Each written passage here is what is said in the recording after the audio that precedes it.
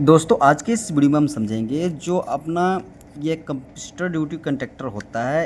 ये जो यूज़ करते हैं हम उसको किस तरह से यूज़ करते हैं और कैसे इसका सिलेक्शन करते हैं, और साथ ही साथ इसमें हम अपने जो कैपेसिटर पैनल लगाते हैं तो उसमें कैपेसिटर बैंक होते हैं, उनकी साइज़ कितनी कितनी साइज़ में आती है उसको हम इस वीडियो में देखने वाले हैं।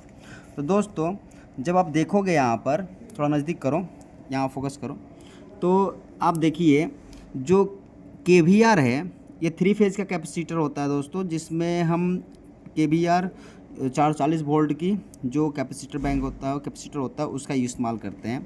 तो अगर 3 केवीआर का है तो उसके लिए 3 जो अपना MOC 3 टाइप का कैपेसिटर कंडक्टर होगा उसका इस्तेमाल करते हैं। जैसे कि यहाँ पर देखोगे तो इसमें क्या है, MOC 25 है, मतलब ये MOC 25 का कंडक्टर है, ठीक है। और MOC जो 3 है वो 3 केवीआर के लिए यूज़ किया जाता है, और MOC जो 5 है वो 5 केवीआर का, नज़दीक करो। और जो MOC 8.5 है उसके लिए 8.5 केवीआर का, मतलब जितना केवीआर होगा उतना ही MOC वाला आपको कंडक्टर इस्तेमाल करना पड़ता है। जैसे कि MOC 25 है तो 25 केवीआर के लिए हम MOC 25 का जो अपना ये केवीआर है 25 केवीआर का, अगर अपने पास 25 केवीआर का कैपेसिटर है तो उसके लिए हम MOC 25 का ही ये special type of capacitor duty conductor का इस्तेमाल करते हैं, ठीक है। तो ये बहुत इजी होता है, और इसका इस्तेमाल क्यों करते हैं दोस्तों, हम नॉर्मल टाइप का जो कंडक्टर होता है उसका इस्तेमाल क्यों नहीं करते हैं। बहुत सारे वीडियो मैंने बताया भी है। हमेशा याद रखिए ये डैम्पिंग रजिस्टर ब्लॉक होता है जो कि करेंट को लिमिट करता है। अगर आपसे इंटरव्यू में पूछा जाए कि कैपेसिटर स्पेशल टाइप ऑफ जो कंडक्टर होता है वो क्यों कैपेसिटर बैंक में अपने कैपेसिटर को स्टार्ट करने के लिए इस्तेमाल किया जाता है, ये APFC पैनल में, automatic power factor control panel में, तो आप सिंपल से बता दीजिएगा कि ये रजिस्टर ब्लॉक होता है। अगर साधारण जो पावर कंडक्टर अगर उसका इस्तेमाल करेंगे तो वो बहुत जल्द ही ख़राब हो जाता है और बहुत जल्दी उसमें दिक्कतें आने लगती हैं, ठीक है। तो उस दिक्कत को दूर करने के लिए, मतलब कि क्योंकि इसकी जो सिंपल बात बताऊं तो ये हाई अमाउंट ऑफ इनरस करंट लेता है। स्टार्टिंग में जो कैपेसिटर होता है वो बहुत ज़्यादा करंट लेता है, तो उसको दूर करने के लिए ये डैम्पिंग रजिस्टर ब्लॉक का इस्तेमाल किया जाता है, जो कि सीरीज, और ये आप देखो यहाँ से पावर आता है और यहाँ पर पावर आउट होता है। एक तरफ से पावर आता है और एक तरफ से पावर आउट होता है, तीनों फेज में, और ये जाकर के कैपेसिटर से जुड़ जाता है। तो यहाँ से यहाँ के बीच में हर एक पॉइंट पे ये रजिस्टर ब्लॉक लगा हुआ है। मतलब ये क्या हुआ, डायरेक्ट लोड सीरीज, लोड के सीरीज में नहीं है, ये लोड के सीरीज में नहीं है। यहाँ से जो पावर है वो तो यहाँ पर आया ही है, लेकिन उसमें जा कर के उसके ऊपर ये डैम्पिंग कर दिया गया है। मतलब कि आप समझ लीजिए कि ये कंटेक्ट है, ठीक है, ये कंटेक्ट है। और इसमें क्या है आपका, ध्यान समझिएगा, यहाँ पर आपका कंटेक्ट है। जैसे ही आपका ये चालू होता है तो ये क्या होता है, ये इसमें सट जाता है। जैसे कॉइल एक्टिवेट होता है, ये A1 और A2 समझ लीजिए, तो ये सट जाता है इसमें।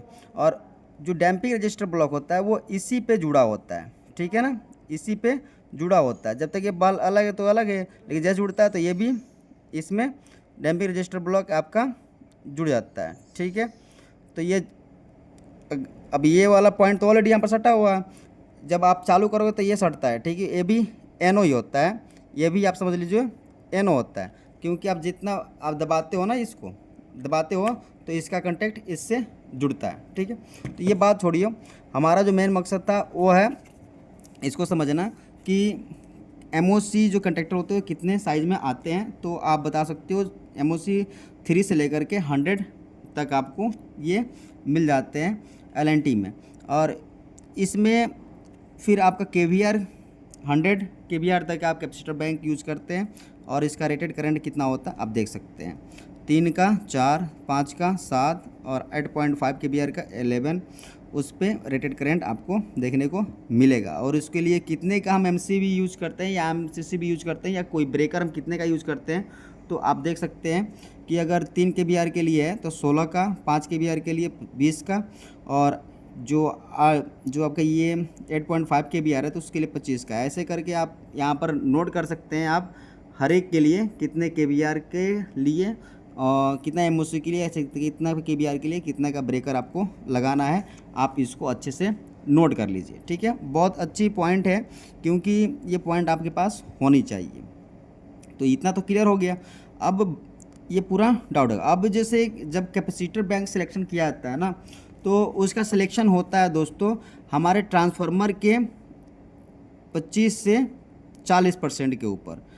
जब हम कैपेसिटर बैंक यूज करते हैं ना, तो उसमें क्या होता है, जैसे 1000 केवीए का हमारे पास ट्रांसफार्मर है, केवीए का ट्रांसफार्मर है, तो उसका 25 से 40, तो 25% निकालोगे तो 250 के हो जाएगा, और 400 का 40 1000 का 40% निकालोगे तो आपका हो जाएगा 400।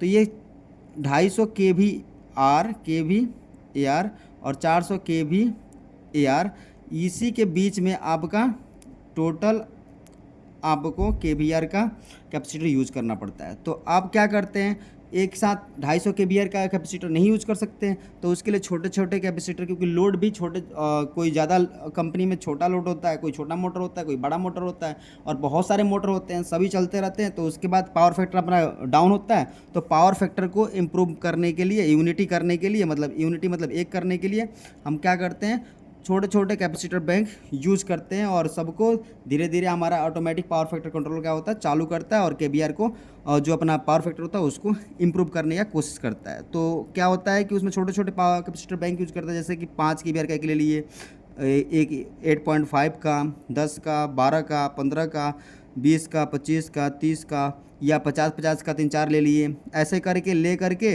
हम क्या करते हैं, हम कहाँ तक कंप्लीट कर लेते हैं, जब हमारा लोड के अनुसार, जितना बड़ा बड़ा लोड होगा उसके अनुसार हम कैपेसिटर बैंक यूज करते हैं। तो यहाँ पर टोटल मिला करके हम क्या कर लेते हैं, 250 से 400 के बीच में हम केवीआर को कंप्लीट कर लेते हैं। और इन सब को जोड़ने के बाद हमारा क्या होता है, हमारा लगभग 400 से 400 करीब में आता है। अब ज़्यादा लोड होगा 400 करीब में जाएगा।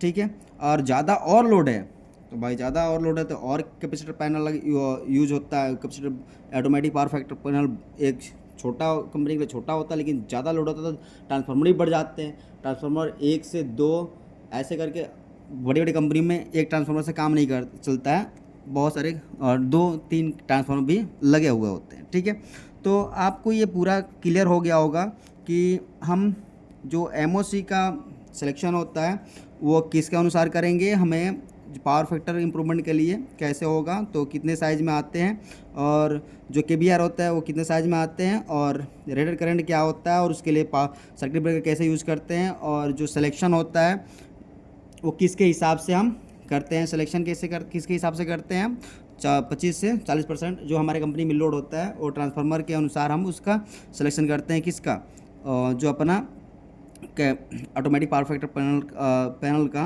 ऑटोमेटिक पावर फैक्टर कंट्रोल का पैनल जो होता है उसके अंदर जो कैपेसिटर बैंक लगते हैं उसका हम केवीआर में कैसे सिलेक्शन करते हैं, तो उसके अनुसार हम ये चयन करते हैं कि लगभग 250 से 400 के बीच में केवीआर हमारी पहुंचती है। लोड जितना पड़ेगा तो 400 केवीआर तक जाएगा ज़्यादा से ज़्यादा, क्योंकि हम उससे ज़्यादा लोड नहीं ले सकते ट्रांसफार्मर पर। तो उसी के लिए ये आपको पूरा क्लियरिटी के समझाने की कोशिश किया गया। कोई डाउट रहता है तो कमेंट्स करें, उसके ऊपर वीडियो बनाने की कोशिश किया जाएगा। इसका आप फोटो खींच लीजिए बढ़िया से, ताकि पूरा क्लियरिटी आपको क्लियर से आप समझ पाए।